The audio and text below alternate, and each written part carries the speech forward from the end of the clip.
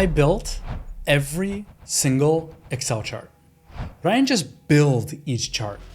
I spent countless hours researching each and every chart to learn when to use them and how to create them in Excel. I even worked with a designer to make each chart look beautiful. And today, I'm walking you through it all. Now, this is gonna be a really long video because I didn't want you to miss a thing about these charts. And if you stick around till the end, you'll find some of my favorite custom charts that I created that you won't be able to find in Excel. So use the chapters below, download the mega Excel workbook with all of these charts via the link in the description, and let's have some fun with our very first Excel chart. The bar chart. Imagine you're given a task by your boss to prepare a summary of your sales for each month in 2024. How would you prepare that? Well, most people would just send over something like this. But with just a few clicks of your mouse, you can make that data come to life with something like this. This is a bar chart, and bar charts are a great way for showcasing information over a time series. But it actually doesn't have to be a time series. You can also showcase different metrics to see how they relate to each other over a given time frame. What's cool is you can even combine these elements together, showcasing the distribution of accounts and how that's changing over time. This over here, this is a stacked bar chart. You can also make this a clustered bar chart where your values will be clustered next to each other, or a stacked bar chart where the values are split by percentage instead of amounts. Oh, and everything we've been talking about so far, well, technically this is all a column chart, but with just one click, I could turn these into true bar charts. And I could sort from top to bottom if I want, or showcase favorable variances versus negative variances as such. So let me show you how you can create your own bar charts. But first, a few bits of housekeeping when you create a chart in Excel. Now, just a heads up, I'm using the latest version of Microsoft 365. If you're not, some of these charts may not be available to you, or they may look different. Let's first talk about functionality. And when I say functionality, I mean your data structure. See, you can't really create a chart where some of your data is over here and some of your data is over here. Okay, maybe you somehow can, but it makes things a lot more complicated. Instead, focus on organizing your data to be bunched up next to each other. If you have dates, make those dates appear adjacent to the values that you want in your chart. If your data isn't set up that way, create a separate linked table just for your chart. Next, once you have a chart, you're gonna do all the editing in either the Charts Design tab, the Format tab, or on the right sidebar of the chart. We'll go over a lot of these options as we build out our charts. But let's first review what the chart elements are. Here we have axes, axis titles, chart titles, data labels, data tables, grid lines, legends, lines, trend lines, and up and down bars. But the best charts to me are dynamic. They update as your dataset updates. And the best way to do that is via a dynamic dataset, like a table or a pivot table or a spill range. I like to also set the title of my charts to a cell value so that I can easily control the text and formatting. And I use data labels whenever I can to give more context to my charts. But all of that can be a waste of time if you're not using the right charts for the right purpose. See, some charts are really good for conveying information, while that same chart can be a really poor choice for conveying a different type of information. I'll show you what I mean as we go through this video, but one last point, and that's please make your charts pretty. Don't forsake this piece here. Look at the difference between these two charts. They're pretty much the exact data sets, but with different styles. Use a cohesive color scheme in your data set by using your brand's colors. And if you don't have a color scheme, go ahead and create your own. Just like certain foods taste good together, certain musical notes sound good together, and well, certain colors look good together. And there are tons of websites available to help you design an appropriate color scheme. And when you're ready, you can set a custom theme in Excel so that your charts will automatically populate using your brand's colors. So let's get started with creating our first column chart for 2024 sales. For our data set, we're going to be using data that we prepared in the data model.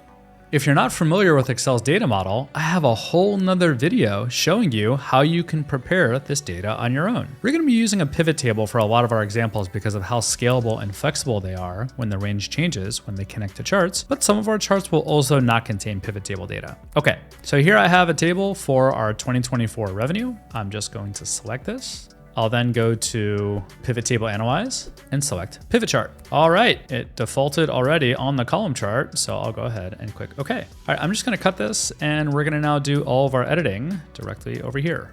Okay, so this is the default chart that Excel populated for me, and this is how I want things to look. So it looks like I gotta change the color, I gotta add data labels, and a few other changes to the formatting. So the first thing I'm gonna do is get rid of these ugly gray boxes here. And I could do that by hitting Field buttons, Hide All. Okay, I actually don't need a title because I have that in text boxes over here that I could edit if need be. So I'm gonna click into the chart, and if you need to generally click twice to select a specific element, but if you're ever having trouble, you can just go to the format, which I'll just bring a little bit closer, and you could always toggle specifically on the area of your chart that you want to update. So chart title is correct, and I am just going to delete it. Now I also don't need these grid lines, so I'll remove that as well. I don't need this total section here, so I'll go ahead and delete that. And I actually don't need this here because I'm gonna add data labels. Let's add the data labels first. I'm gonna right click, I'll click on add data labels, and it now is in the position that I want, so I don't need this here. Let's just delete it. And let's change this to be aligned with our color scheme. So I'll just click into the actual columns here and I'll select that color. Okay, starting to come together, we're pretty much there. I'm just gonna now bring it inside this box. So when I do that, as you can see, Excel makes it a lot easier to snap it. Just a little trick. Okay, let's remove the shape outline because we already have an outline. Let's also remove the shape fill. And I can even extend the dimensions by just bringing this down as such. Looking great. Our first column chart is created. Now let's create this stacked column chart so that we'll not only understand the value each month, but also the distribution between all the different cost types. So for that, I'm gonna use this data set. I'll simply select all, Pivot Table Analyze, and again, I'll hit Pivot Chart. Now I'm gonna select this option over here, Stacked Column. Let's click OK, and let's bring this to our dashboard tab. All right, I'm gonna paste it right here, and let's just get the shape aligned. And once again, we don't need these. Okay, for this, I'm actually gonna change the legend to go up top instead of on the right. So I'm just gonna right click, I'll click on Format Legend. And now again, I have that screen. I'm gonna click top. Perfect. Now let's change the colors like we did last time to be aligned with our color scheme. Great. Now let's again move these grid lines. Right now I can remove the outline by hitting no outline. I can remove the shape fill by again hitting no shape fill. And what's neat is I can now just hover over any of these values and I could see the value and any other information. So now let's take what we just did and create a new chart, this time 100% stacked column chart, which will show this time our OpEx by department and it will be split by percentage. So for that, I'll take this table, which shows our 2024 costs by department. And then again, I'll click on Pivot Chart. We can now do 100% stacked. I'll click OK. And I'm just gonna bring this back here and I'll just speed up as I make all these changes that by now you're familiar with. Okay, this is starting to come together. Now, instead of me removing the grid lines this time, let's try something new. I'm gonna make the color a very subtle gray, and I'll also make the width a little bit smaller to make it more subtle. Okay, I think that's manageable. So now let's create the third type of column chart, a clustered column chart. Here I could showcase my revenue, my cost of goods sold, and my corresponding gross profit. Okay, so to create that, I'm just gonna select this pivot table, and I could just actually click anywhere in a pivot table. Click on this pivot chart button, and it's going to default to a clustered column. And I'm just gonna speed up while we apply the same design. Okay, and now we have our revenue, COGS, and gross profit for each month of the year. Let's now change things up and go from a column chart to a bar chart. We're also gonna sort so that we can get the best figure at the top and descending going down. And in order to get there, all I needed to do was generate that same pivot table of our 2024 sales, right click, sort largest to smallest on the 2024 values. So I'll click on Pivot Table Analyze, Pivot Chart, and this time I'll click on Bar. I'm gonna click OK, and let's bring this back to our dashboard tab. Okay, let me quickly just make all those design changes that we've been making so far to each of our graphs. All right, so now this is formatted, we just have one issue. See, our data shows it from largest to smallest, but our graph for some reason shows it from smallest to largest. Well, that's a really simple fix. You can just go to Format Axis, click on this little bar icon if it's not already there, and click on Categories in reverse order. Ah, much better. All right, let's also get rid of the legend over here, and I'm just gonna right click and click on Add Data Labels. Perfect, and now we have our bar chart. Okay, let's take our bar charts now to the next level. Let's show a budget versus actuals where our positive values will show on one side in one color, and our negative values will show on another side in another color. Okay, so here I have my table, and every single month we can see the variance, and the negative variances have a minus. Let's go to Pivot Table Analyze, and we'll click on Pivot Chart. And this time we're gonna choose bar, and let's bring this into our dashboard. I'm just gonna quickly fix all the design. Okay, I wanna touch up the rest live because there are a few changes I'm gonna make. So again, I'm gonna get rid of the wedge in because we generally know this is a sales variance. All right, let me click on the date. And again, if you ever have trouble accessing it, just right click, format access, and double check what access you're trying to access. Okay, so I'm gonna click on these bars over here, and then I'm going to expand labels. And where it says next to access, I'm gonna change that to low. So if I change it to high, as you can see, it'll go on the other side, but I think the other side makes more sense. And again, it looks like we have things in the reverse order. So I'm just going to, again, click categories in reverse order. And we don't really need this legend because we're gonna be adding our data labels. In fact, let's go ahead and add those data labels. All right, we're gonna have to do something about this. Okay, so to change this, I'm just gonna click over here on the vertical category axis. Let's click on labels, distance from axis. Instead of that being 100, let's see what it looks like at 500. I think that's good. We could even make it 750. Perfect. Okay, now we just need to change the color. So if it's positive, it shows as this green, and if it's negative, it shows as this blue. That's really easy. I'm just gonna click on this painter icon when we have the total series selected. I'm gonna click on invert if negative. Now you'll see, instead of just one paint icon, I have two. So for this blue, I'll make it this green. And for the other side, I'll make it this dark blue. Awesome. But so far we've been doing every single month for every single column and bar chart, and it actually doesn't have to be that way. You can create either of these charts without a time frame. So we're gonna create both of these right now, starting with this bar chart as a single period for our OpEx by department. Okay, so for this, I'm gonna need my 2024 OpEx expenses by department. So I could use this table, but watch what happens if I create a pivot chart as our clustered bar. This isn't really what I'm looking for. I'm really just looking for all of this on one series. Well, that's okay. We can just create a separate data set with all 2024 values in one line. And now, if I click on pivot chart and choose bar, this looks a lot closer to what we're looking for. So I'm just gonna cut this, put it in the dashboard tab, and make some of those design changes we always do. Okay, now let's get rid of this total. We don't really need that. We know it's the 2024 OpEx by department. We have our color code. Let's just change it to be aligned with the colors that we use. Great, now let's add some data labels, and we're gonna have to do that for each item here. Great. Now let's create our last bar chart, this time everything on just one series. Well, for that, I'm actually just gonna copy and paste this chart to the right. I'm gonna go to the design tab, and I'm gonna click on change chart type. I'm gonna change it to this stacked chart over here. Okay, this is looking better, but I have a few issues with the styling. So first, let's just make each of the styling white where applicable. And let's actually get rid of the header here, and let's right click our data labels, click on format data labels. And instead of just showing the value, also click on series name. Perfect. So this is now gonna show the series name for each value here. And we're gonna clean this all up. It's just, okay, and to fix this, let's make each of these an 8. Let's see what that does. Okay, I think that's okay for everything except for this. So tell you what, I'm gonna change this back to our dark gray color, and I'm just gonna drag it over here. Now watch what happens. I have this little line that gets dragged whenever I do that.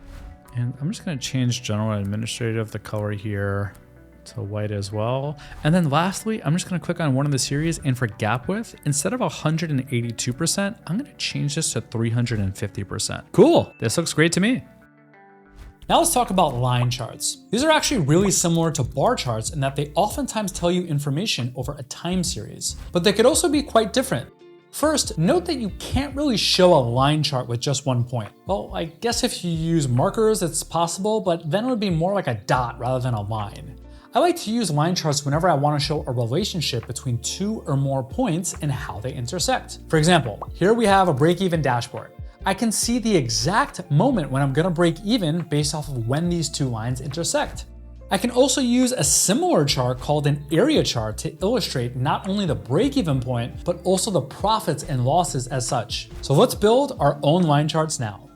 So let's take our 2024 sales that we initially had as a column chart and convert that into a line chart.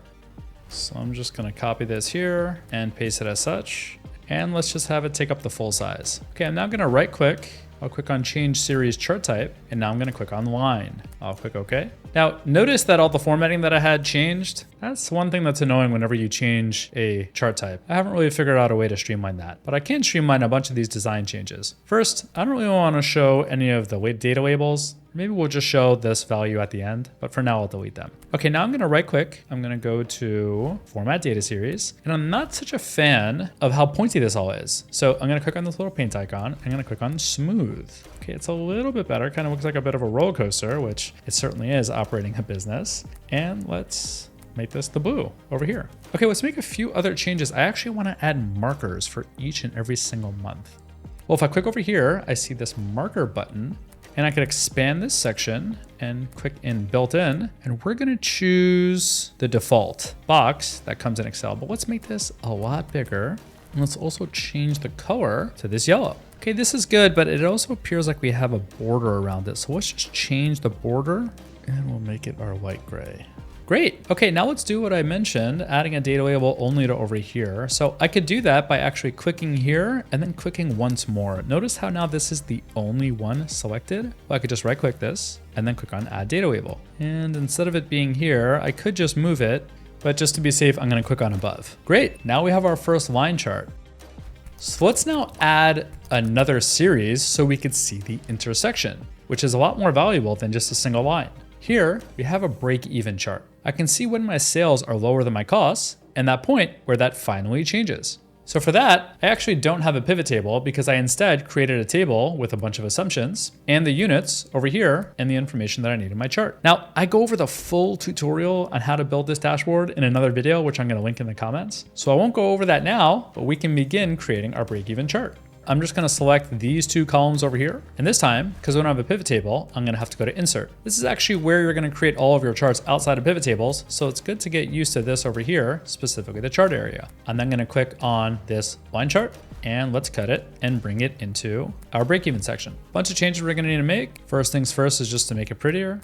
And to change the colors, I actually need to change both the outline and fill. Just change the fill, you'll notice it doesn't really do much. Instead, we have to change the outline. Okay, this looks good. Let's adjust our grid lines. All right, the only thing that we don't have is this properly set up, but we could easily change that by right-clicking and clicking Select Data. So by default, Excel just named however many data series there are. Instead, we want that to be units. So I'm just gonna click Edit over here. I'll go back to our data, and I will then select this range. I'll click OK. Perfect. Now my units are going across my x-axis. But it would be cool if we could actually shade everything prior whenever we're at a loss and everything afterwards whenever we have a profit. Like this. This is a more traditional economics graph. And we can create that using a variation of a line chart. So I'm gonna actually just copy this and paste it over here. Okay, and we're gonna just make some changes to our actual data series. So first, it's going to be an area chart. So if I right click and click on change series type, or I could have come to chart design, change chart type. Instead of line, I'm gonna choose area. Let's click OK. All right, now this definitely isn't what I want, but we're gonna make some really quick changes to get there. First, I'm gonna right click, I'm gonna choose select data, and instead of just selecting these two columns, I'm gonna select this additional column called shading.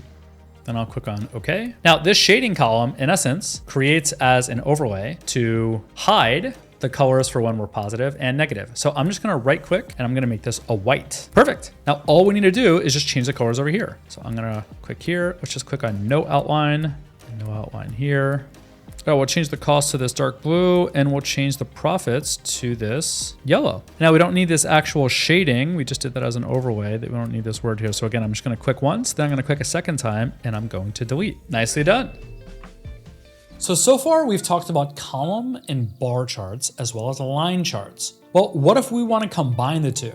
Well, we could actually do that by creating a combo chart like this. So now let's create this combo chart that showcases our revenue as a column chart and our gross margin as a line chart. You'll notice that we also have two separate vertical axes. This helps people understand that one of them is for one series and another is for another series.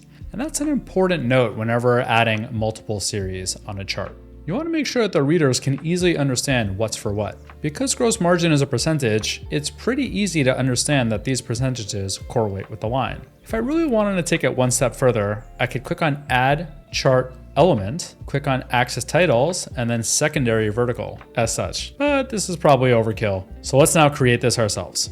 So here I have a table of both our revenue and gross margin. So I'll click on Pivot Chart, and this time we'll create combo. Now, this is the key part. In order to get this to properly showcase, see, these are all right now on just one axis. They're both going based off these numbers, and gross margin, they're all less than 1, so they're not gonna show anything. But when I click secondary axis, now you can see that it's on a completely separate axis. All right, let's just bring this into our dashboard area and let's make it pretty. Okay, starting to come together. Let's bring this to the bottom. And one thing that I'm really not a fan of is how pointy this is. So let's again click here, and just like last time, we'll click on the paint icon, and now we'll click on smooth line. Okay, another thing that's weird here, this only goes up to 90%, but usually people understand things on a 0 to 100% basis. So let me just click on here. Maximum is going to be 1, and then minimum is going to be 0. And if I wanted to, I could just add data labels here. Cool, this looks great to me.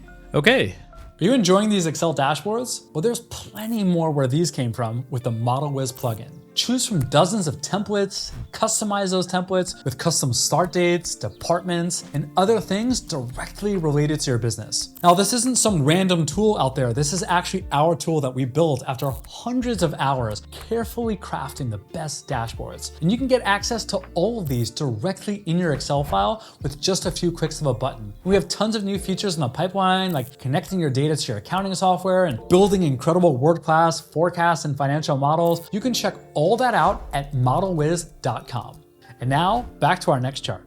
Let's now talk about distribution and hierarchy charts. Like the name implies, these are charts that allow you to understand the distribution of your data as well as any relationship between those data sets. The most widely recognized chart in this section is a pie chart. Pie charts get a lot of hate because it's really easy to do them wrong. For example, it's suggested that you keep your pie charts to 6 series or less. Otherwise, it'll be really overwhelming to understand, like this.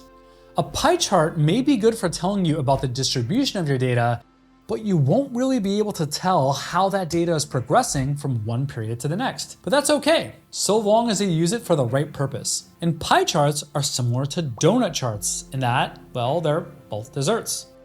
A donut chart is in essence a hollowed out pie chart with just the crust. And I love donut charts because they are just so pretty, especially when you apply some neat tricks that we'll be covering shortly when creating something like a budget versus actuals. And donut charts are everywhere. Here, just look at my watch and take a look at my battery meter. That's a donut chart right there, but it doesn't stop there. Here's another place where you'll find a donut chart. This time, it's a timer with all these cool little meters. And how about this chart, showing my fitness activity? Yep, this too is a donut chart. And don't worry, I'll show you how to create all of these in a sec. But we first have 2 other charts in this section, Treemaps and Sumburst Charts. These are both really similar to one another, only instead of only showing the distribution, you'll also see the hierarchy. So here, I can use a tree map to showcase the cost per department as well as the cost per cost type. And then I can convert these to a sunburst to showcase this information in a different format and even modify the sunburst to look like this. So let's now create these charts, starting with our pie chart. So now let's create our first distribution chart, the pie chart. So for that, I have our 2024 expenses by department shown over here. Now I have the grand total, which is going to be important for our pie chart so that we could understand the distribution of each of these as it compares to the grand total. So I'll just click in anywhere here. I'll go to Pivot Table Analyze and I'll click on Pivot Chart. Now let's click on pie, and I want this first one right here. So I'm going to click OK, and I'm going to bring this to our dashboard area.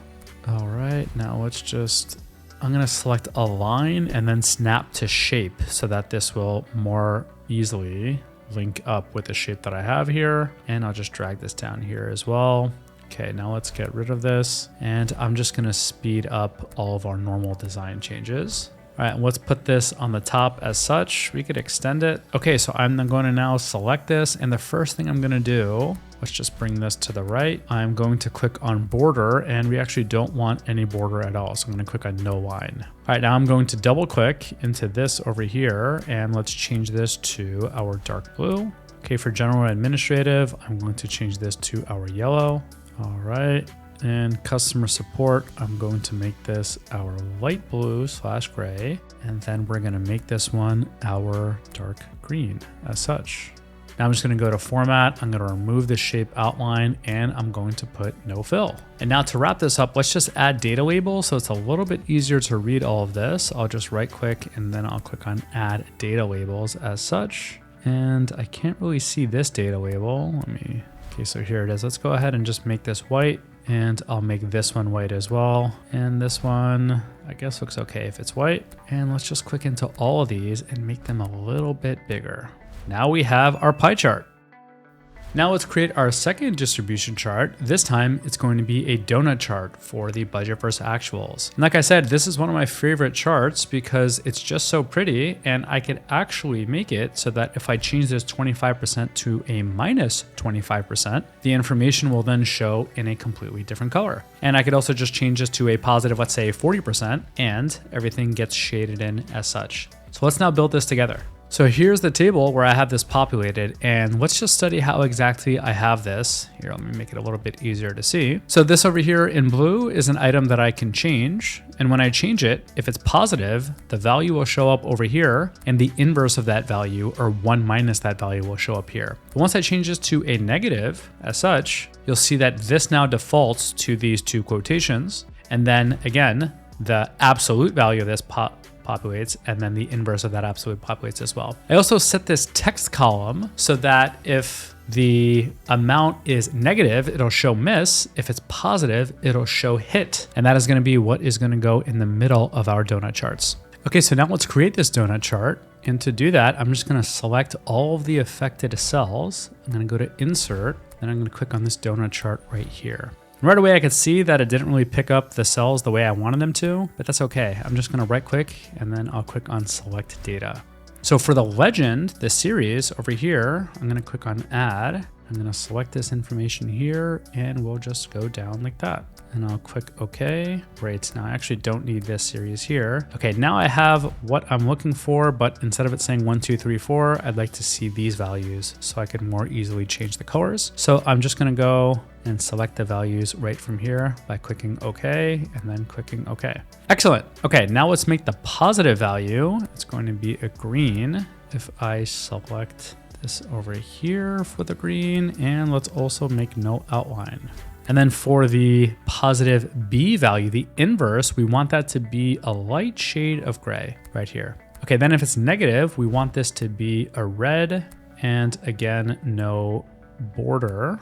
And let me just click no border also over here. And then the B is also going to be this over here with no line as such. Okay, let's just make a few other changes. I'm going to click on this bar icon and we're going to change this to the maximum whole size, which is 90%. This is just a matter of personal preference. And let's actually add back the actual chart element for the chart title. And I'm gonna bring that down. Oops, let's click on the chart title here. I'm gonna bring that down here and I'm just going to say equals, and we're gonna point to this value right there. Perfect. Let's also make that our dark blue as such. Okay, we don't need this anymore, so I can go ahead and get rid of it. And let's make this a little bit bigger. Put it somewhere in the center. And let's get rid of the shape outline and the shape fill. Perfect. Now I'm just gonna cut this and I'll paste it right over here, and let's just get it aligned. And this should have no shape fill as such. Okay, now this is just a little bit bigger than our circle chart over here, our pie chart. So I'm just gonna bring it down a bit and let's recenter it. Okay, now we have our donut chart. Let's now add two variations of our donut chart. This time we are going to do a stopwatch, which has these really cool dials as such. We're gonna show how much is left and how much the total timer shows as well. Okay, so for that, I have the actual timer that I could enter in over here as free text. And I'm actually gonna make this black so that I remember I'm pulling the two values to the right of this over here, and I'm getting the actual number value of it. And that's key. I made this a text over here. Otherwise it's gonna add seconds, which I don't want. So now I have how many minutes are remaining. So if I just change this to, let's say 7:45, this over here drops to 45. So now I'm able to calculate what percentage is shown and what percentage is remaining. And then this text, I could really add whatever I want. So let's do just like we did last time. I'm gonna create a donut chart. Actually, I'm just gonna take these two over here. I'll click on insert and then I'll click on donut chart as such. Okay. I'm actually gonna do one other thing. See, I want to add all of these really cool dials, and these are 120 dials that I have. So I need to add another series that will showcase 120 different ones. So the way I'm gonna do that is I'm just gonna say 120 seconds, and I can use the sequence function and write in that I want 120 rows. But if I hit enter, look at what happens. It goes from 1 to 2 to 3. I actually need all of these to just say 1. Well, let's see if I can change that by selecting nothing for columns and 1 for the start. Then I'm going to take this same formula. I'm going to subtract the information starting by 1. So what we're in essence doing is we're creating a list from 1 to 120. We're subtracting then a list from -1 to -120. Because this should be, well, this should be 120 rows as such. So let's just see. Oops. I believe the reason for that is that instead of starting at 1, I should really start at 0. So there you go. Now we have 120 lines over here with just ones. So watch what I'm going to do. I'm going to right click. I'm going to click on select data. Then I'm going to add a new series. And that series is going to come over here. And I will now click OK. Okay. This definitely is not what I wanted. Way too much information here, but that's all right. I'm gonna go to chart design and I'm gonna click on change chart type. And this series 2, I'm gonna click secondary axis as such. All right, now let's right click and select this over here for the outline, and for the fill, we're going to say no fill as such. Okay, look at what that did. Now I have all of this information on top of my other donut chart. So let's just change this out. I think the outline is a little too thick. Let's make the weight maybe about 0.5 point as such. All right, that's better. Okay, so now let's change the colors on the other donut chart that I have overlaid on top of this. So I'm going to click on Format Data Series in order to pull this information up. Now for series options, I really want series 1 over here. Let's make this 90%. And I actually have to click into this one as well and also make it 90%. All right, now in order to properly change this blue and orange, I'm gonna first change the chart type back.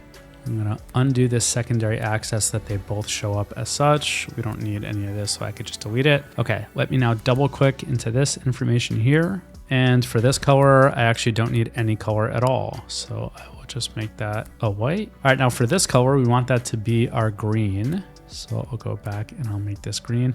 I'm actually gonna increase the transparency to, let's say 30%. Okay, now I just need to overlay this on top of our other chart. So I'm gonna go back to change chart type. And this time I'm gonna check this box over here. And there we go. Starting to come together. All right, we don't need a title here. So I'm just gonna delete that. And as always, let's change the shape outline to no outline and no fill. All right, I'm gonna cut this and I'm gonna put this in our stopwatch as such. And let's just get this stopwatch to look similar in size to our other chart.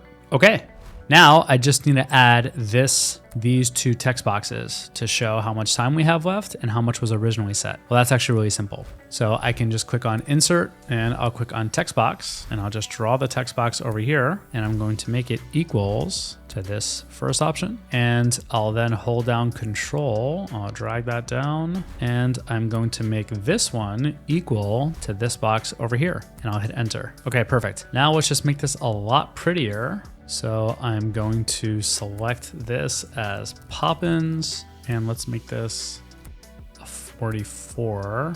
Let's align things in the middle, drag this down a bit. All right, now let's just change the color to our dark blue. We could also make it bold. Okay, and let's make this Calibri with a size 24 and we'll make this our gray. And we can bring these just a little closer to each other. All right, and there we have our stopwatch.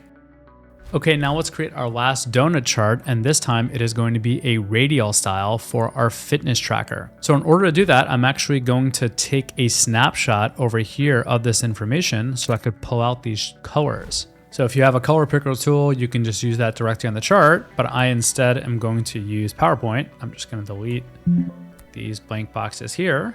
And I'm gonna paste this image as such. Okay, now in order to get the actual colors that are used here, that's really easy. I could just go to home, I can click on shape fill, eyedropper. Now we already know what these 3 colors are, but I'm interested in these shades over here. So I'm gonna click that button. Let's do that again for our other ones and this last one over here.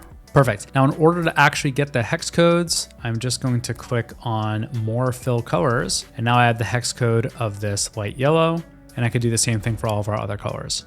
So the way that I have my data organized is I have these 3 activities, how much progress we made, and then again, the inverse of each of those progresses. Okay, so now in order to create my radial donut chart, I'm just gonna select this entire table, which shows my progress here and what's remaining over here. I'm then gonna click on Insert, I'll click on More Pie Charts, and then under Donut, you should see a second option over here. So I'll click on OK.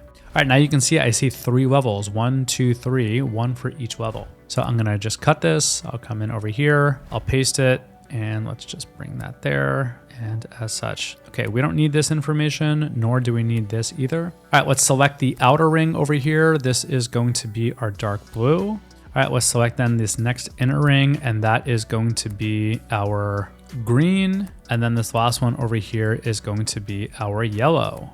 Okay, now for this donut chart, I actually want these lines to be a little bit fatter. So I'm gonna go to Format Data Series, and I think 50% looks good. Okay, now we just need to change these secondary colors, which we said we were going to do by the colors that we just pulled in from PowerPoint. So I'll just select this over here. We'll go to Fill. I'll click on More Fill Colors. I'll go to Custom, and then I'll type in this information here. And now I'll do the same thing for this inner ring over here. And then lastly, this final ring. Perfect. Okay, starting to come together. Let's just remove the outline and the background. And just like with our other charts, let's make this a little bit smaller. Okay, perfect. Now there's just one thing remaining. We need to really be able to add in our legend, which I can't really do too easily, but what I can do is create my own legend. So what I'm gonna do is I'm gonna click on Insert. I'm gonna then go to Shapes. I'm going to click on this over here, and looks like I need to first remove what I have with Align. So I'm gonna uncheck the Snap to Shape as such. All right, now I can make this, looks like I still have something here. I'm gonna uncheck Snap to Grid, and now, perfect. Okay, I can make this a shape as such. I will make the shape fill our dark blue with no outline. Okay, then to the right, I'm going to insert over here a text box, and I'm going to call that Move as such. And let's just align this to be in the middle. Okay, this looks good, but I don't need all of this space here. And I also don't need the shape outline, so let's remove that. Okay, let's also get this a little bit closer, and let's remove the shape fill to be no fill. All right, now we can move this even closer as such. Let's hold down Shift and select both of them. I'll go to Shape Format. I'm gonna click on Group. Okay, perfect. Now I'll just hold down Control and drag to the right and do that one more time. Awesome. Now I'll call this Exercise. I'll call this Stand. And you know, I don't think that this color is correct. So I'm just gonna flick back to PowerPoint, and I'm gonna grab that color right over here. I'll click on OK. Now I'm just gonna double click back here. I'll right click, More Fill Colors, and I will enter in that information as such. Okay, looking better. Now I need to change this. Let's make it a little bit bigger, and we're gonna make this the color that we just set. And for the stand, we're gonna make that, actually that's going to be the color that we just set. For the exercise, it is going to be our dark green. Perfect. All right, now let's just do some alignment. So I'm gonna take this, I'm gonna bring it a little bit to the right. I'll do the same thing over here where I'll bring to the right. Let's hold down Shift between all of them. Let's click on Shape Format. Let's go to Align, and we're gonna want to distribute horizontally. Then again, I'm going to click on Align, and we're going to align middle. All right, now let's just move this a little bit over here to the right, and there we go. Now we have our radial fitness tracker. So now let's build these 2 Treemap charts. So once again, I'm gonna refer to this pivot table that I created, and it looks like I actually can't create a Treemap chart out of this pivot table. Well, that's okay. Instead of creating it as such, I'll just take this information, copy, come over here, and paste values. Okay, I'm also going to paste the formatting as such. Great. Now I'm gonna take this information and just highlight it, and I will click on Insert, and then I'll choose Treemap over here. And I actually don't need the grand total, so let me just adjust that as such. Perfect. Okay, let me just cut this, and let me paste that over here, and I'll just speed up as I make this prettier. Okay, great. I'm just gonna change this text over here to this dark blue so that we can see it a little bit better. Perfect. But instead of showcasing the 2024 OpEx by department, let's actually make it our 2024 OpEx by department and cost type. Well, that should be pretty simple to build. Over here, I have another pivot table, and this pivot table this time is being shown in tabular format. I also repeated all the item labels so that everything shows in essence like a table. Then I copy and pasted those values, as you can see over here. So I'm now going to take this information, I'll click on insert, and again, I'll choose Treemap. Okay, this looks similar to what we created, only there is a lot more information. So let's now make this pretty. Perfect. Now my Treemap shows both the department as well as the cost type inside the department. Let's take this information and do the same thing, but this time for a Sumburst chart. Now Sumburst charts are really similar to Treemaps, only they present information in a circular fashion. So I'm going to go to chart design, we'll click on change chart type, and I'm gonna click on Sumburst. Awesome, pretty simple. But we could actually create a modified Sumburst chart instead of it showing a smooth circle all around. Instead, I'm gonna use this data format over here, which doesn't repeat all of our sublabels and doesn't always have an account showcased under each summary grouping. So I'm just gonna select these values over here. I'm gonna click on insert, and then again, under Treemap, I'm gonna click on Sumburst. And as you can see, this is a modified Sumburst. Let's just cut this and let's paste it over here. Excellent. And that about wraps up our distribution and hierarchy charts. This next chart is pretty cool, the Waterfall Chart. You may think this chart is the same as a column chart, but there's a key difference. Here, we're able to see the starting and ending balance of an account, and then all of the activity that contributed to those movements. So let's build one to showcase our cash balance.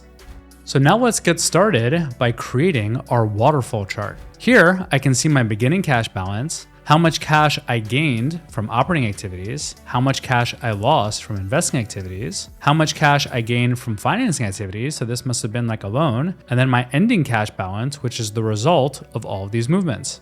So to recreate that chart, I have this table over here, and all I need to do is just select this information, go to insert, and we're gonna choose this waterfall chart as such. Okay, let's just cut this and let's put this over here and let's bring it to take up the full width as such. Okay, we're gonna do a few things. So first, this over here is my total and it's not really showing the way I want it to. I want it to instead show from the bottom and go to the top. So I'm just gonna double click into this series specifically. I'll right click and then I'll click set as total. Perfect. Okay, I'm gonna right click this one as well and also click set as total so that we know which ones are the totals. And I'll just right click to change format over here. And I'll do the same thing for this one.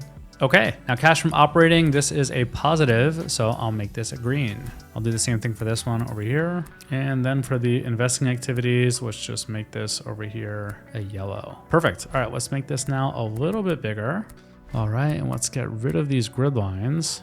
And for that, I'm just gonna make it this light gray. As such, we can now get rid of this and we can get rid of this. And I'm just going to remove the shape outline as well as the shape fill. Excellent, that was easy. Now we're ready to create a new type of chart, a Worldmap chart. This is a really cool map that got released in later versions of Excel and allows you to visualize data based off of a geographic location. This can be useful, for example, if you want to analyze sales by region, or maybe employees by country if you have a large company. I like being able to not only see how my data looks on a global level, but also on a regional level, where I can toggle to different regions and see the corresponding data by country. So let's create one together right now. So now let's create this neat map chart.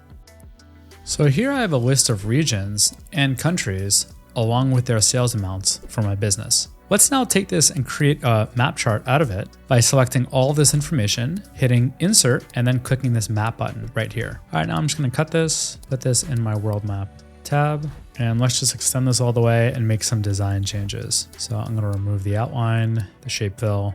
We don't need this title. Perfect. Now I want to be able to see more clearly where exactly my sales are located. So let's just add some data labels for that.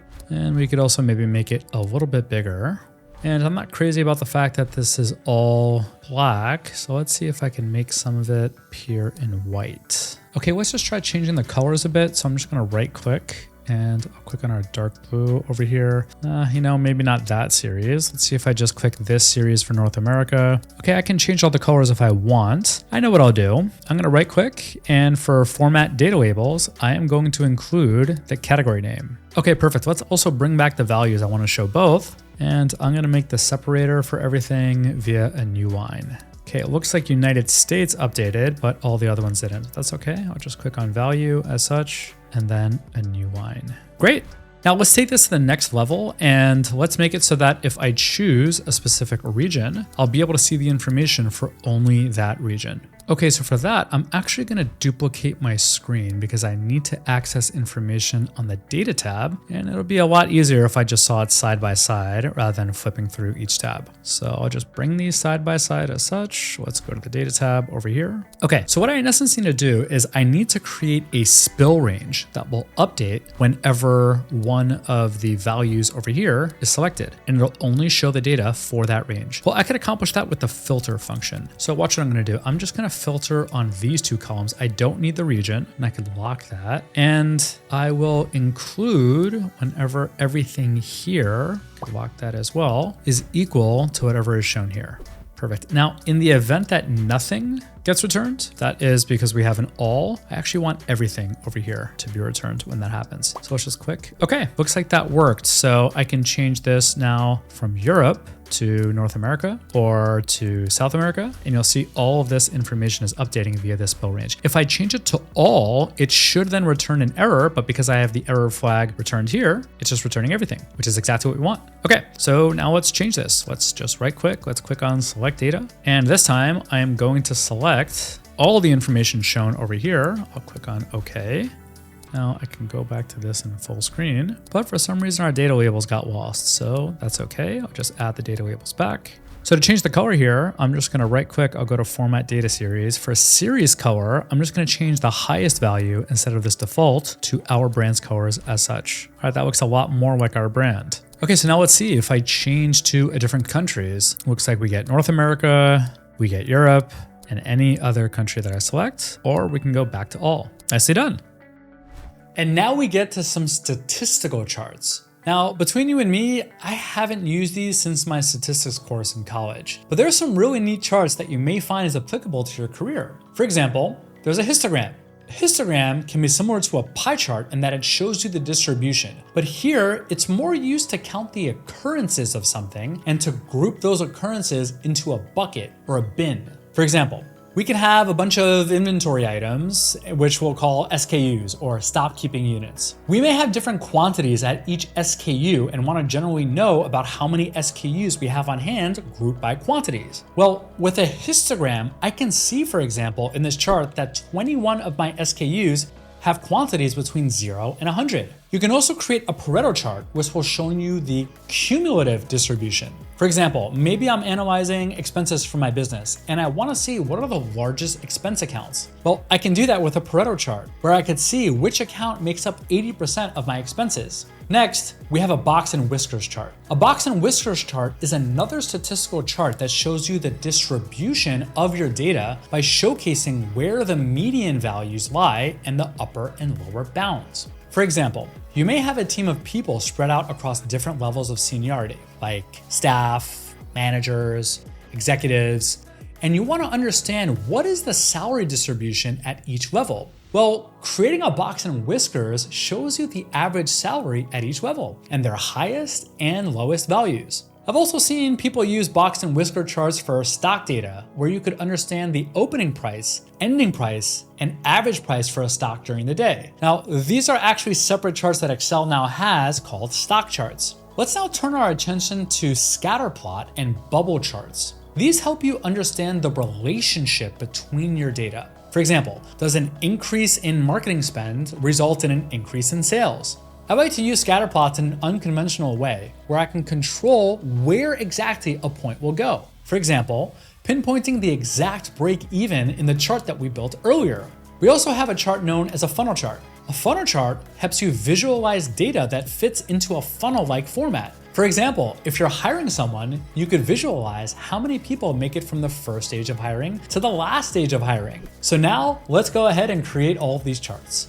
So now let's create our very first histogram. So for this, we have a number of SKUs, which stands for stock keeping unit in our inventory pile. We want to know generally what is the distribution between how many units we have on hand at each SKU. This sounds like it can be useful for a histogram. So I'll select both of these columns. I'll go to insert, and then I'll click on histogram, this first one right here. All right, let's just bring this into our dashboard area, and I'll do some of our normal styling changes. And let's just add data labels. We could even make these a bit bigger. Perfect. Okay, now you can see that my information is being distributed across these 4 sections. How many SKUs that I have between 0 and 160 units on hand, how many that I have 160 and 320, and so forth. So it looks like we're going based off of 160 here for every break. I'm gonna wanna change that. So I'm gonna right click over here and I'll click on Format Axis. Then for bin width, let's just set that to 100. Great, so now we have our data between 0 and 100 units on hand, 100 and 200, and so forth. But let's take this one step further and this time create a Pareto chart. A Pareto chart is very similar to a histogram, only it'll show you the cumulative percentage as you continue. So in this case, we're gonna wanna understand what are our expense amounts per general ledger account that we have on our profit and loss. Well, I have a table that showcases information, so it should be fairly simple for us to turn it into a Pareto chart. Like always, I'll select all the data, I'll go to insert, and then I will click on the histogram, but this time the Pareto chart option. Let's bring this into our dashboard area. And using snap to shape, I'll just quickly get this to align. Let's remove the background color, the shape fill. Let's get rid of the title. All right, for this, I'm gonna make the bars this dark green, and then I will make our outline and fill this dark blue. And let's just reduce the gray on our grid lines. Perfect. Okay, now you can see that at around 80% over here, all of our expenses are being consumed by salaries and wages, marketing, and advertising.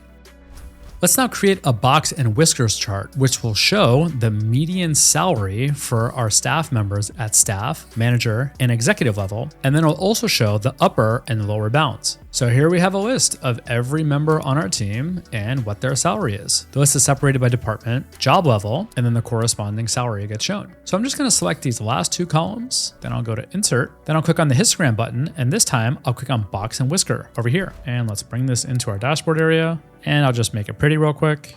Okay, this is coming together. Looks like I gotta change the color of the outline here. We can make that our gray. All right, and then instead of the gap width being 100%, let's see what this looks like if I change it to 300%. But that looks a little bit cleaner. Okay, so now a few things that I could do. If I click in over here, let's see what happens. I could remove the mean markers. I don't need these X's. And I could just play around with these other options over here. But I think I'm just gonna keep it as is. Okay, perfect. So now I could see that staff generally make between 40 and about 50,000, while managers make between 60 and 80, and executives make anywhere from about 95 to 120,000. And this box and whiskers chart is actually really similar to the stock chart, where I could understand the average trading price for a stock over a set of days, as well as the high and low of the day. So let's recreate this stock chart right now. So here I have my data for Apple, and we need it in this specific format that shows the date, the open, the high, the low, and the closing trading price. So I'm just gonna select all of this information. I'll click on insert. I'll click on recommended charts. It won't be found over here in the main ribbon. Then I'll click on all charts, and then finally stock as such. So now we have a few options. We have high, low, close. We have open, high, low, close. We have volume, high, low, close. And we have volume, open, high, low, close. I'm going to do this one right here. Open, high, low, close. And let's take this information and as always, paste it in our dashboard area. And I'll just make some of the design changes we always make. We don't need this or this. So it looks like we had a few days in our data where the close was actually lower than the open. And that's what the stock chart is showing us over here. So let's change the colors for whenever the stock went down in price to this red. And then let's take the cases where the stock actually closed at a higher price and let's make that our green. Okay, let's see if maybe we could benefit from some data labels. So first, let's make this our dark blue color. And then I'm gonna hit this little plus button and we'll click on data label. All right, now we have a bit too many data labels. I really just want the high and the low. So I'm just gonna click this over here and you'll notice it selects everything. I'll then hit delete. I'll do the same thing over here as well. Okay, perfect. Now for the highs, I'm gonna click on label options and then I'm gonna click on above. And then for below, well, you guessed it, I'm gonna select below. Cool, our chart is complete. Let's now create our radar chart. This is going to help us understand what is the right mix of skills that you need at these 3 distinct roles in a finance and accounting department. So I have these 5 areas over here, and I have for these 3 roles on a scale of 1 to 10, how much I think you need to focus on those areas in your role. As always, we'll select all of our data. We'll click on Insert. Then I'm going to click on Recommended Charts. It isn't shown by default. We're going to go to All Charts and then click on Radar. Now, instead of using this first one, Radar, I'm going to use this one over here, Filled Radar. All right, let's just cut this and let's bring it into our dashboard area. And let's just make some of the usual design changes. Okay, so for this first option, CFO, I am going to make that our bright yellow. Then for auditor, we're gonna make that the dark blue. And then for the controller, we're gonna actually make that a darker yellow as such. Okay, so I don't really need this over here, but before I get rid of it, let's just click into it and let's go to tick marks and then let's change major type to inside. All right, that's cool. It gives us a little bit more of a visualization. If I do the minor, let's see if I click on cross. Ooh, that looks pretty cool. Let's change the color to a little bit of a lighter gray. Maybe even increase in the transparency a bit at 30% as such. Okay, perfect. Now I want to get rid of this, but I can't just delete it or we'll delete those lines we just created. So instead, I'm going to click over here and for labels, instead of next to access, I'm going to click on none. Perfect. All right, now one more aesthetics change. Instead of putting this at the top, let's see what it looks like if I put it to the left. Okay, great. That gives this a little bit more room and we're all set. So now let's create this scatter plot, which is going to tell us whether there is a correlation between our ad spend and our sales.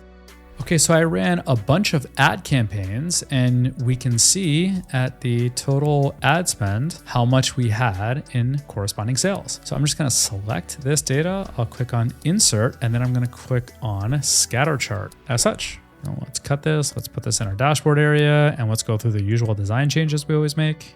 Okay, now it's a little confusing what is what. So I'm just gonna add some axis titles. I'll click over here and then we'll click on axis titles. So for this, I'm just gonna type directly ad spend.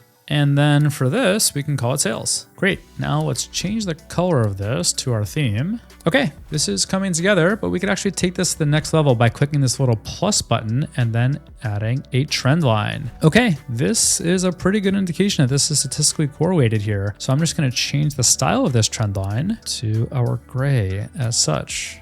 Okay, now let's add in our coefficient of determination, which is this R squared value as such.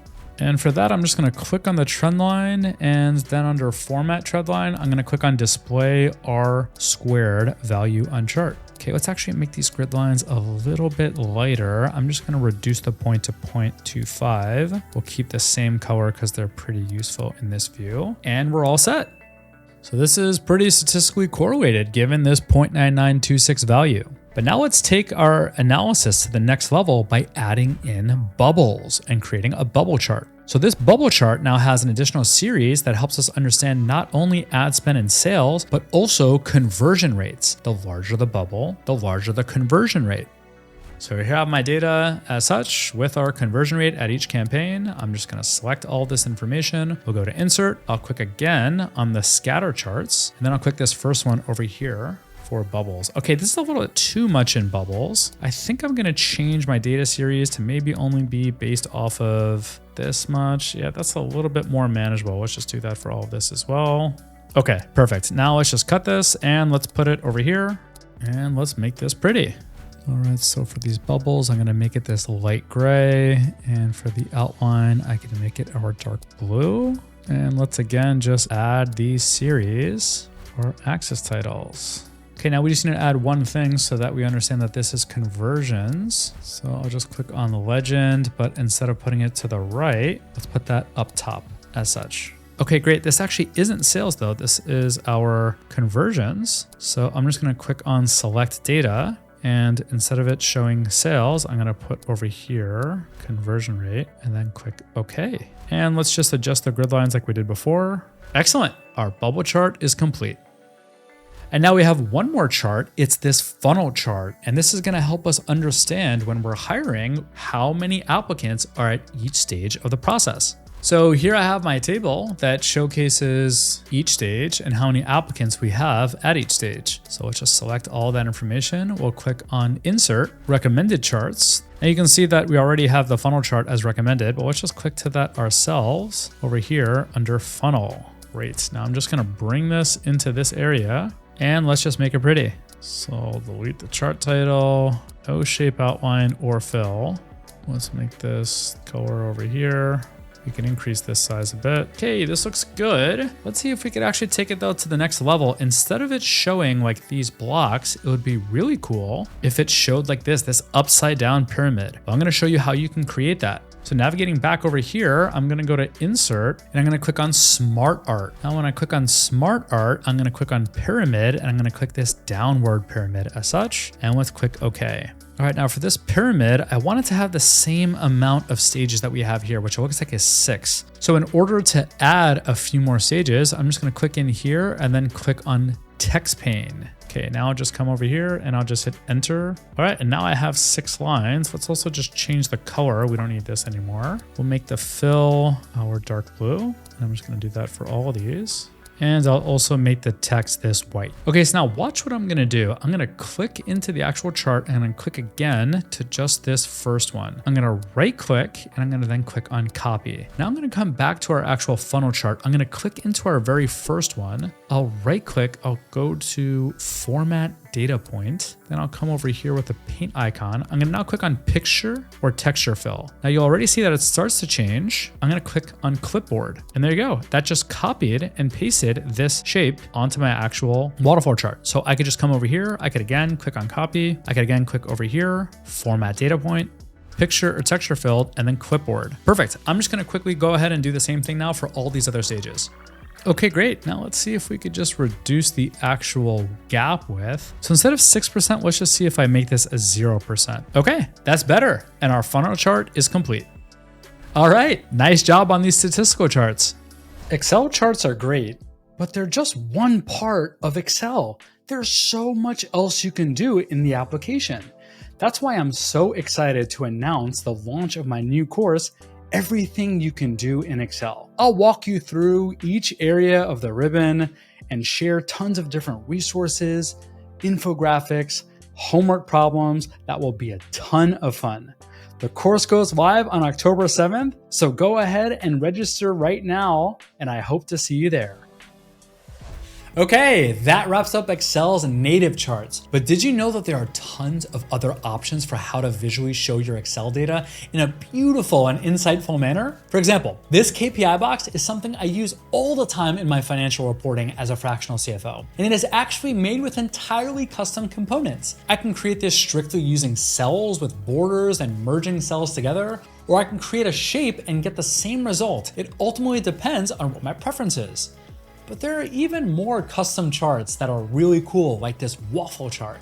This one shows me what percentage was completed and what's remaining. Now this can be another one to use instead of a budget versus actuals, or maybe we want to use it for sales quota or sales attainment for our sales reps. Oh, and then there's also this icon chart. See, you can download any custom icon from Excel and actually place that into a cell inside Excel. You can then reference that cell in your formula and you'll be able to retrieve that icon. Oh, and another chart is this Lollipop chart right here, which isn't really a chart, it's actually just text that I have in a formula that updates dynamically.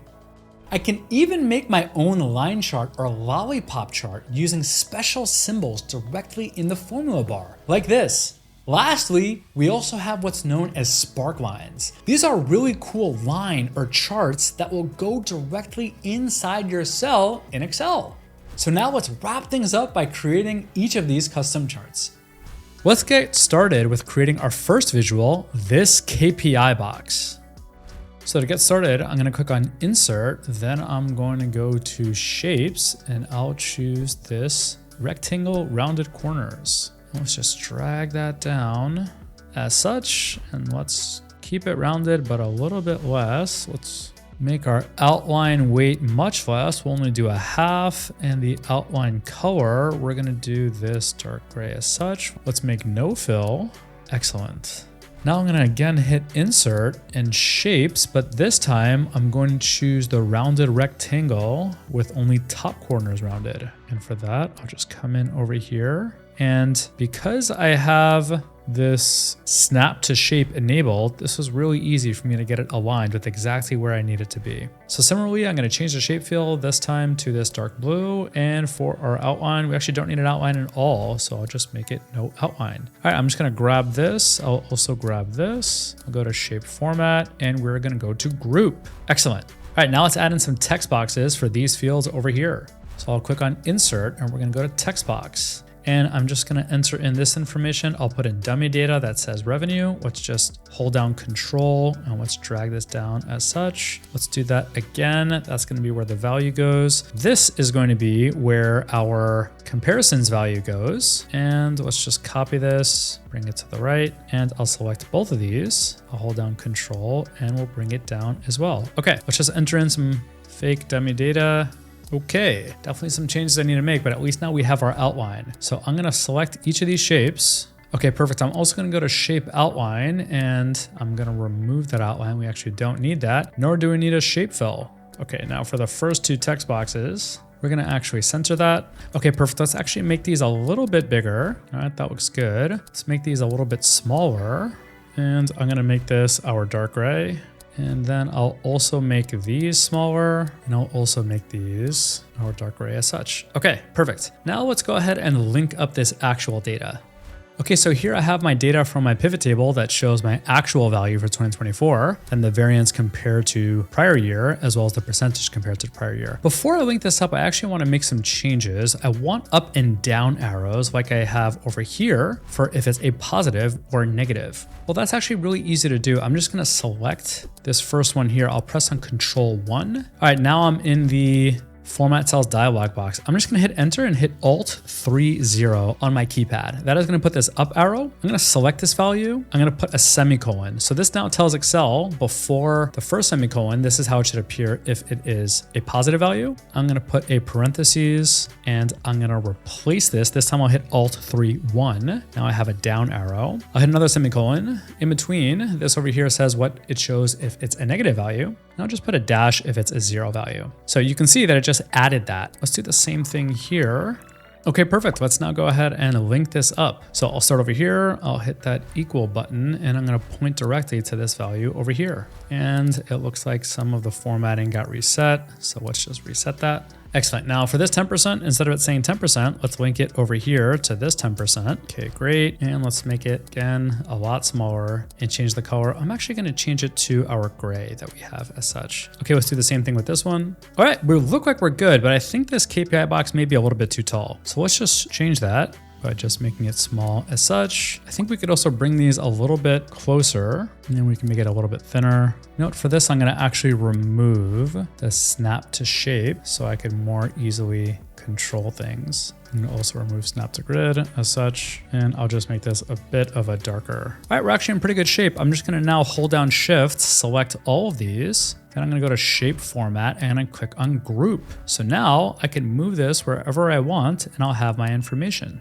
Okay, this looks good. I'm just gonna make two last changes. I'm gonna actually select both of these. I like it better whenever it is aligned to the left. And we could also make this bold. But instead of creating this all via shapes, I could actually enter these as cells directly inside Excel. So let me show you how you can now do the same.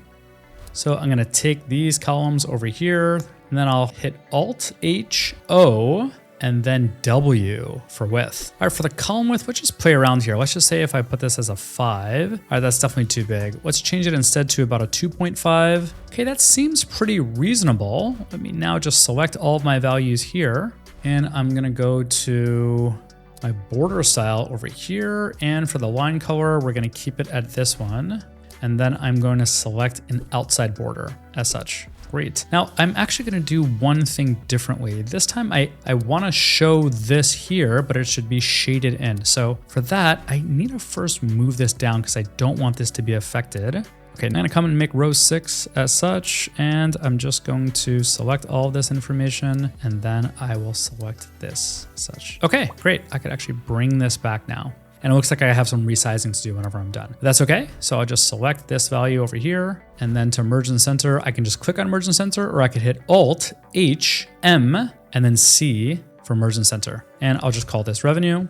And I'll do the same thing over here, and Alt HMC, we'll just put 1383808. I'll merge these cells and I'll say 10.44. I'll then merge these cells and I'll say 130,826. Then this time it's gonna be compared to budget. Okay, it looks like I could actually use a little bit more room. So I'm just gonna remove these borders over here, and then I'll apply a border to the left, to the right, and a bottom border. All right, that's looking a little bit better. Let's make some more changes. So I'm first gonna take everything here and I'm going to align it to the left, and we're also going to align to the middle as such. Okay, now for both of these, I'm gonna select these values and I'm going to make it our blue. All right, now this value is a 16, and this value over here is a size 14. So let's make this 16. Let's make this 14. I'll actually bold this, and I'm gonna actually set this up to pull from this data set, which shows the current value. And it's actually for net income. So we're just gonna make that change, but we also showcase the dollar amount and the percentage amount for our variance compared to our budget. So I'm gonna come back over here, and instead of it saying revenue, I'm gonna then change this to say net income. All right, then for the actual value, I'm going to select this right here. Then for the compare to percentage, I will select this. And for this over here, I will select that. Perfect. Okay, now it looks like the information isn't exactly what we want it to look like. So let's just change that. And an easy little tip, you can click on percentage to get started with the percentage format. Then click on custom, it'll be saved here. Then again, I'll put that up arrow, I'll hit the semicolon, I'll hit the down arrow, and then I'll just hit that as such. Let's do the same thing over here. So like I said, I'm gonna go to number. This time I don't want any decimals. I do want 1,000 separator. Then I'll go to custom. I'll hit Alt 30. I'll put a semicolon. And then this time I'll put Alt 31 with everything in parentheses, and then a dash as such. Great. Let's select both of these values and let's make it our gray. And let's make them each a bit smaller. And this we could even continue making smaller. Maybe make it a 6 as such. Okay, this is good. I actually don't think that we need row 13, though why don't we just bunch it up as such. All right, so now I'm just gonna select all of this data to indent it by 1 by clicking on this button over here. Excellent. I think we could also take this KPI box and just make it a little bit smaller. All right, nicely done. Now let's get started creating this waffle chart. This waffle chart will allow us to shade in different levels of boxes based off of our quota attainment for our sales reps.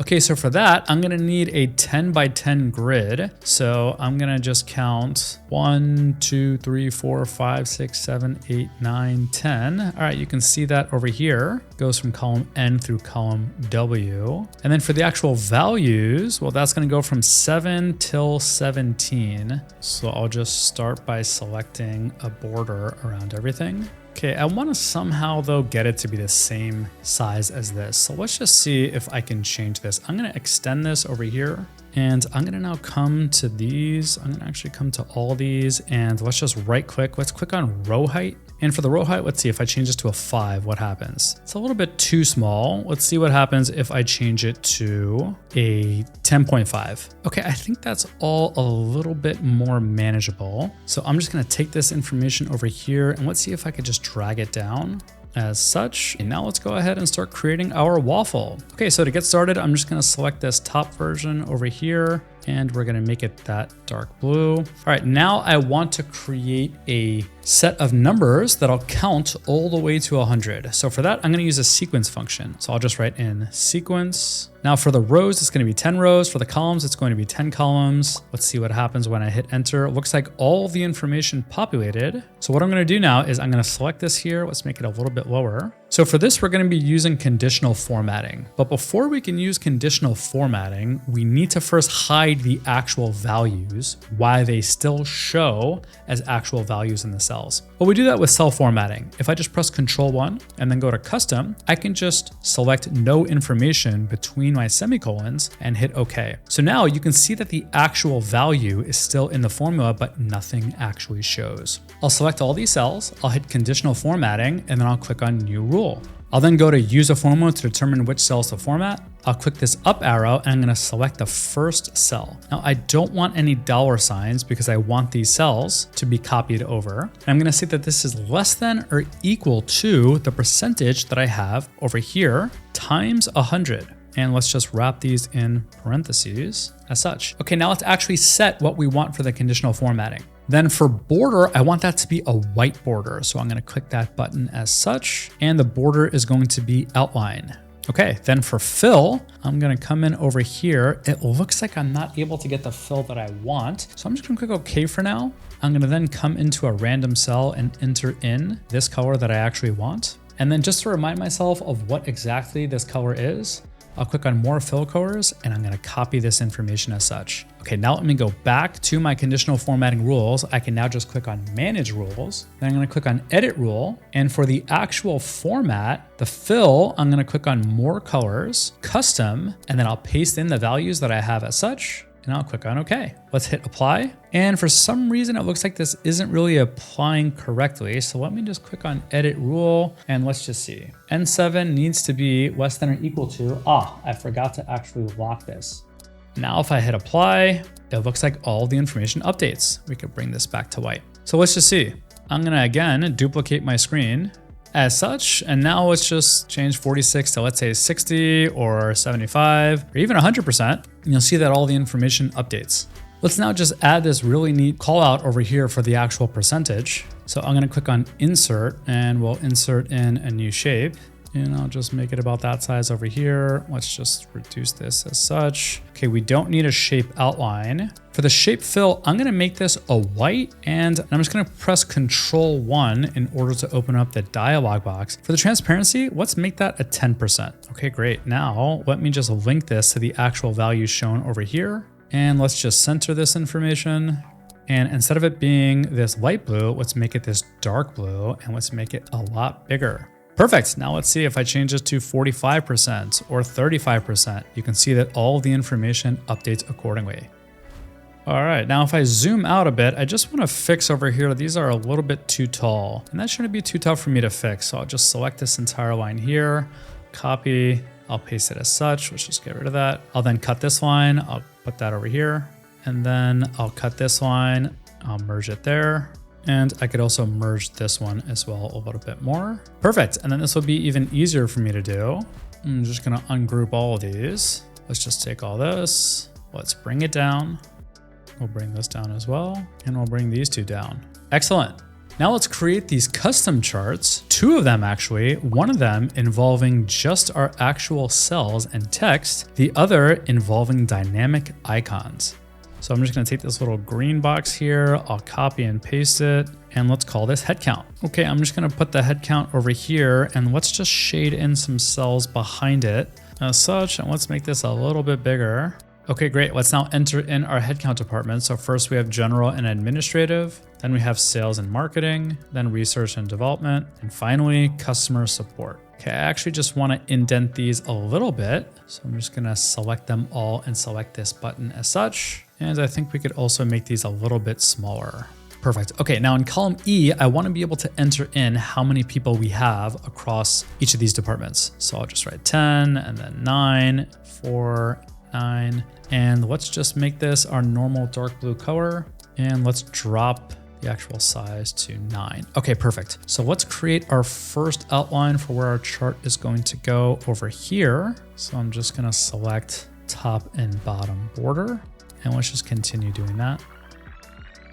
Okay, so first I'm gonna select all of these cells and I'm going to merge the cells. So I'm now gonna use the repeat function. I'm gonna say equals REPT, open quotations. Then I'm gonna press Windows semicolon. I'm gonna then click on symbols over here and I'll click on this button as such and we'll close the quotation. Now for the number of times that I want it repeated, I'm just gonna point to the number over here and we'll lock it at the column. Let's close the parentheses, let's hit the ampersand and let's add in one more symbol. Again, Windows semicolon. I'm gonna click on this button here and then I'm gonna click this button. Let's close the quotation and hit enter. Cool, let me go ahead and copy this down. This looks pretty neat. Let's just change the colors. So for this color, I'm gonna make our dark green. For this one, we can make our red.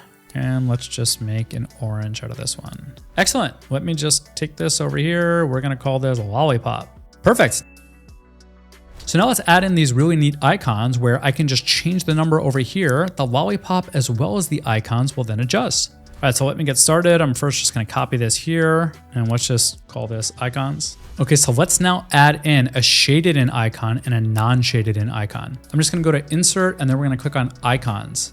I'll just type in person and it's going to be this person over here. So I'll click this button, I'll click on insert. Okay, I wanna make some changes over here. For the graphics fill, I actually want this to be our dark green instead. Okay, great. Now let me just make a copy of this. I'll paste it. And this time I want the graphics fill, which shows up under the graphics format, to be this light gray. This is gonna represent someone who isn't yet hired. Okay, now watch what I'm gonna do. I'm gonna select this here. You see this little button? It says place in cell. Just go ahead and click that button and it'll insert it directly in the cell. Let's do the same thing over here. And I'm just gonna paste it as such. Excellent. Okay, what's really cool is that now I could actually refer to these cells and I could pull in those values. Watch what I'm gonna do over here. So I now wanna be able to showcase icons for however many people we have on our team. Well, I can just select this value over here and we could just manually select this information and select all 10 over here and say that these people are hired. But I actually want to make this dynamic, and that's actually not too difficult to do. We just need to know what column we're in. So I'm going to use the column function, and let's just make this a little bit smaller so that it actually populates. This says that I'm in column 14. So let's just undo that. And I'm going to say this. I'm going to say equals if column that we're in minus 13, so this is going to be column 1, is less than or equal to this value over here, and I'm just going to lock that column, then give me this shaded value. Otherwise, give me this unshaded value. And let's lock that as well, and let's hit enter and see what happens. Okay, if I now just copy, bring this down and bring it all the way to the right, watch what happens. Check it out. Our data is now dynamic. I could change this to a 3, and you'll see that only these 3 are shaded, while these 7 are not shaded. Now I could just extend these borders a bit, and now our headcount charts are completed. And this final chart is probably the easiest. That involves us adding a Sparklines to be able to understand the trend in whatever series that we want. And this will go directly inside our cell. Well, to do that, watch how easy this is. I'm just gonna select all this information over here. I'm gonna then click on Insert Line. All right, now Excel is asking me where exactly do I wanna put this line? So I'm gonna select this cell over here and I'll hit OK. Awesome. Let's just change the sparkline color to our dark blue as such. Now I can do the same thing, but this time, instead of it being a line, if I just copy and paste, you see that the reference is copied over, I can change the sparkline to a column as such. Now we're on a roll. Let's take this one step further. I'll just copy and paste this over here. I have our variances. I want to show positive and negative variances with different colors. So this time I'll click on win-loss. Let's actually change the marker color. If it's negative, we'll make that our red. Awesome. And there are our sparklines.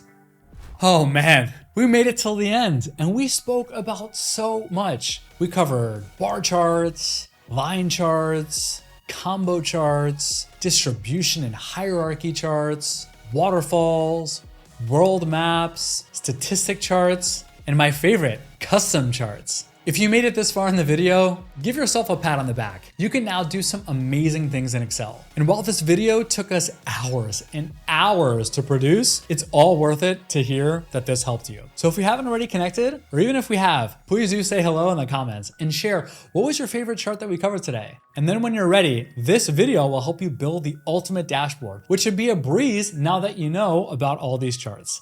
And I'll catch you in the next one.